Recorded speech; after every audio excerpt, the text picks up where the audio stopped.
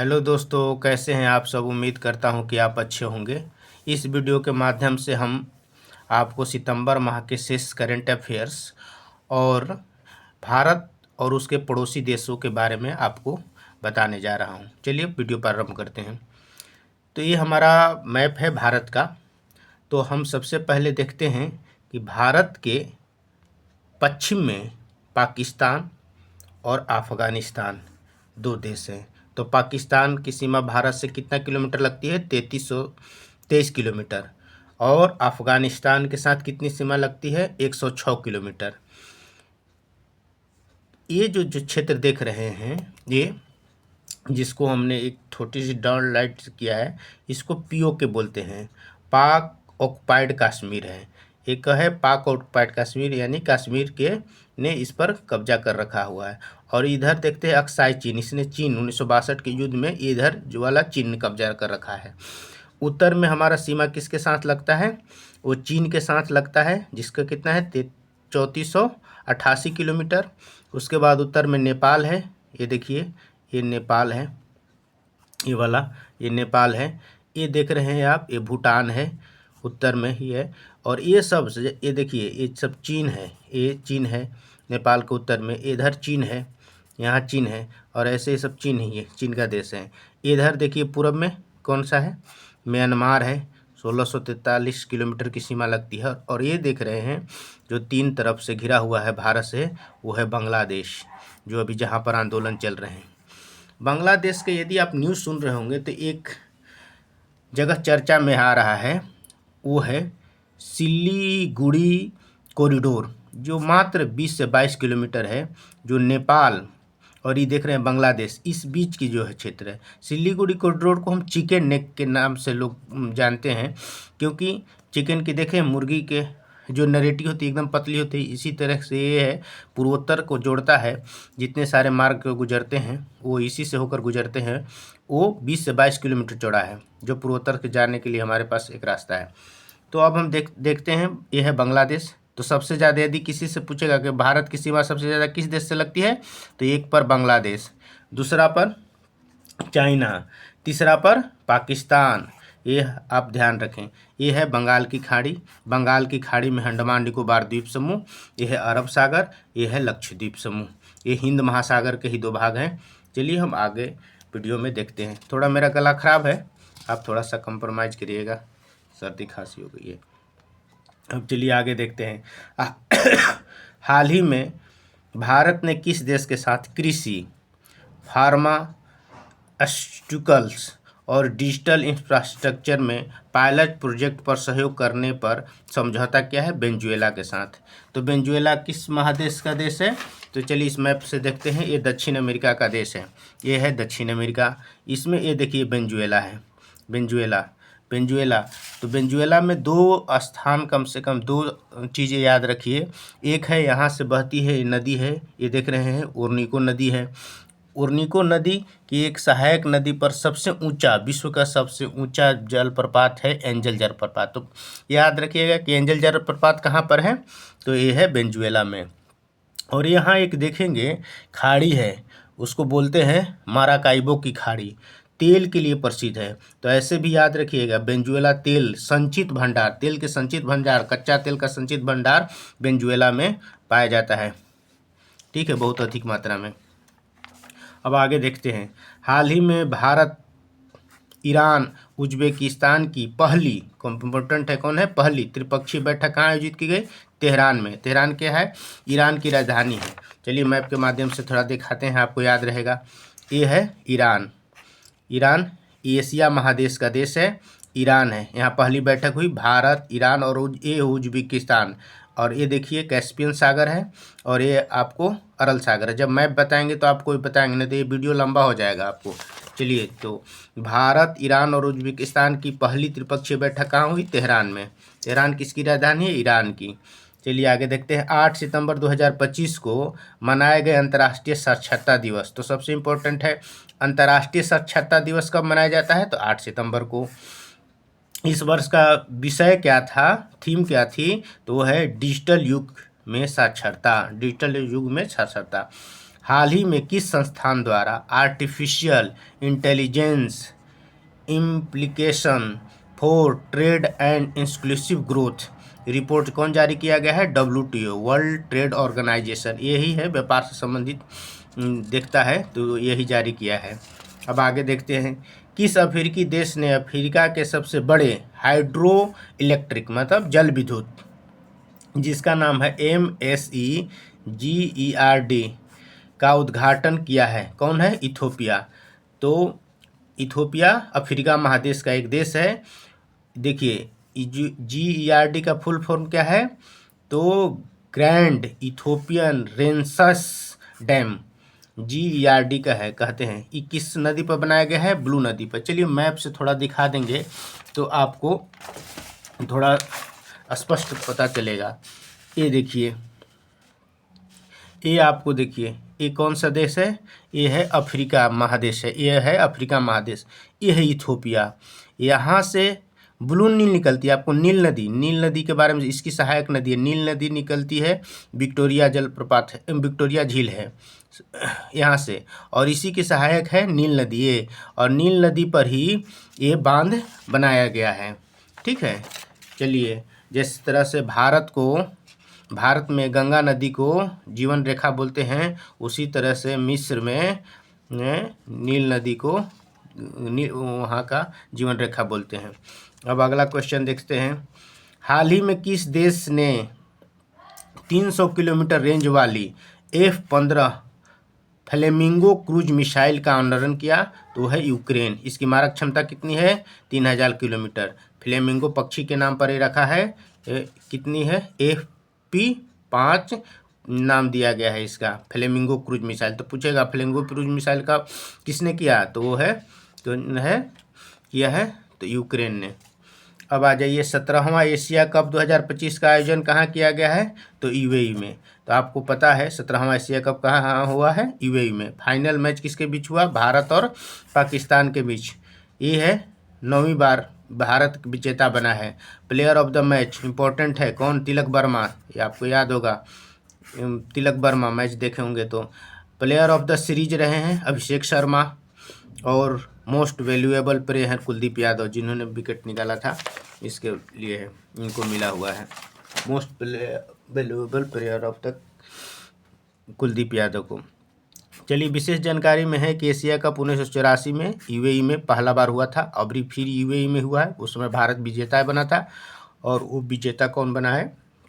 था श्रीलंका। कब? 1984 में। और इस बार भारत विजेता बना है, और विजेता पाकिस्तान है, और UAE में ही खेला गया था।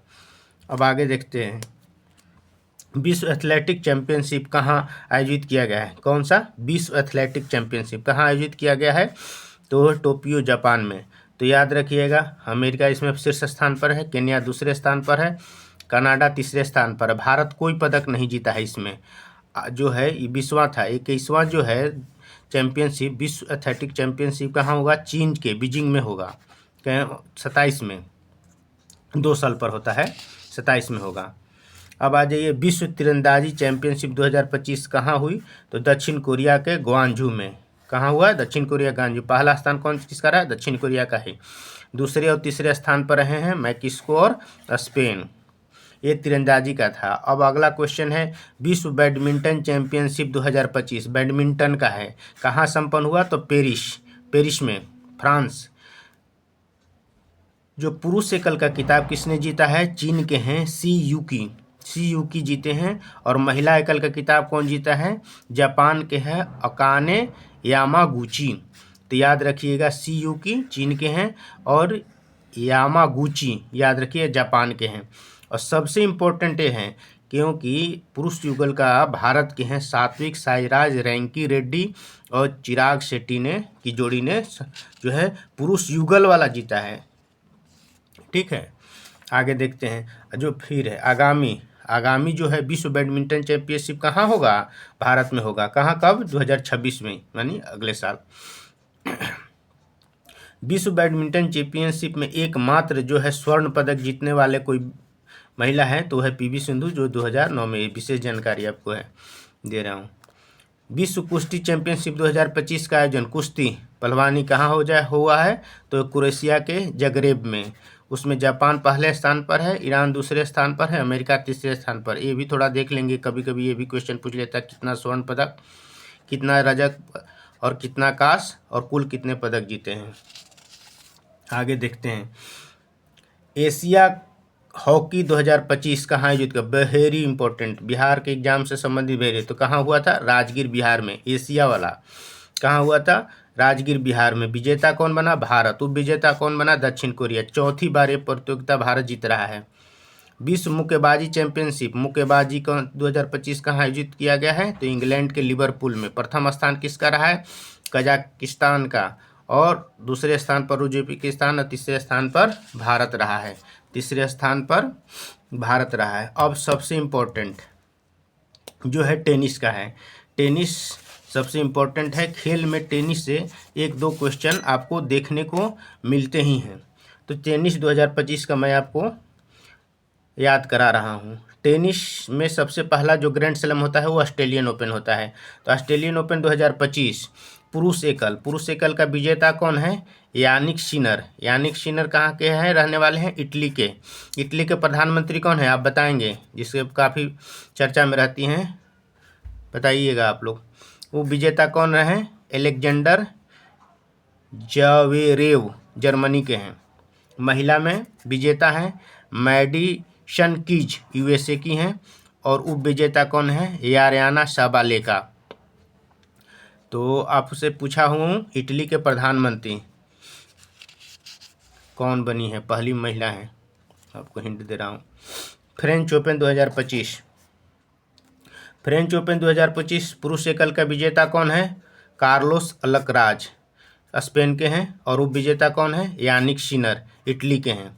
महिला एकल में विजेता कहाँ है? कोको गाफ, कहाँ के? यूएसए के।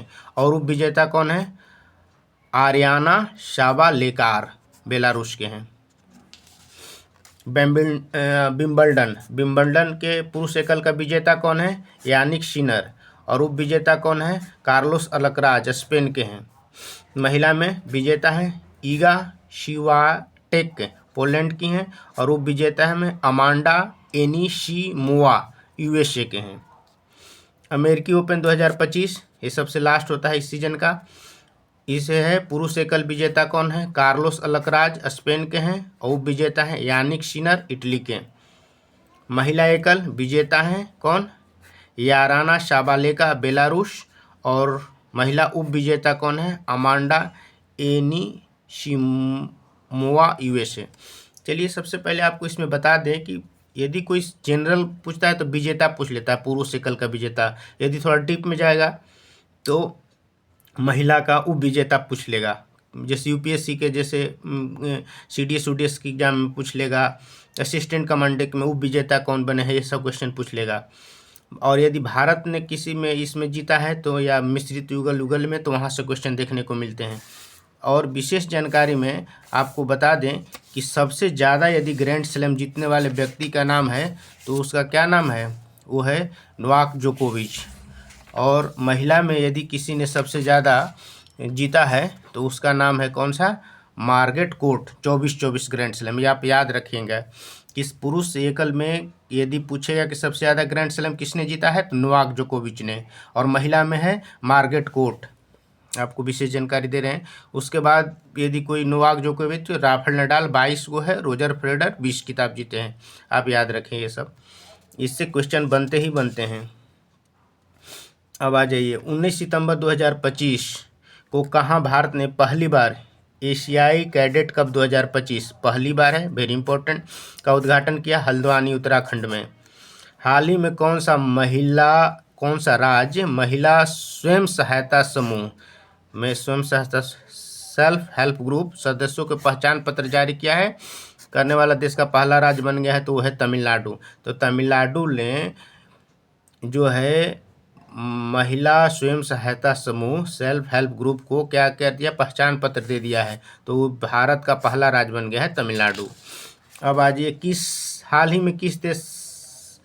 ही में किस मंत्रालय ने भारत के स्वच्छ ऊर्जा पोर्टफोलियो को विस्तार देने की दिशा में एक कदम उठाते हुए पहली, इसलिए इम्पोर्टेंट है, राष्ट्रीय भू ऊर्जा नीति लॉन्च किया है, तो नव एवं नवीकरणीय ऊर्जा मंत्रालय ने लॉन्च किया है। ये आपको पता है कि 2070 तक भारत नेट जीरो उत्सर्जन प्राप्त करने का लक्ष्य रखा है। सितंबर 2025 में भारतीय रिजर्व बैंक आरबीआई द्वारा किसे ऑनलाइन पेमेंट एग्रीमेंट के रूप में कार्य करने के लिए अंतिम स्वीकृति दे दी है, तो फोनपे को। संसद एवं राज्यों केंद्र शासित प्रदेशों की विधानसभाओं में महिला सशक्तिकरण समितियों के प्रथम राष्ट्रीय सम्मेलन का आयोजन कहाँ किया? तिरुपति में। कहाँ हुआ? तिरुपति में। वेरी इंपॉर्टेंट है। राज्यों और केंद्र शासित प्रदेशों की विधानसभाओं की महिला सशक्तिकरण समितियों की प्रथम, इसलिए प्रथम जहाँ रहे तो इम्पोर्टेंट है। सम्मेलन का तिरुपति में। नमूना पंजीकरण सर्वेक्षण 2023 के अनुसार भारत के कुल प्रजनन दर घटकर कितना रह गया है? तो 1.9। प्रतिस्थापित दर कितना होना चाहिए? 2.1। यानी कि यदि एक पुरुष और एक महिला मिलाकर एवरेज 2.1 होता है तो ये जाकर स्थिर होता है, तो उससे भी घट कर कितना आ गया है? 1.9। वीडियो अच्छा लगा तो आप लाइक एंड शेयर करिएगा और मेरे चैनल को सब्सक्राइब करिए। थैंक यू, धन्यवाद।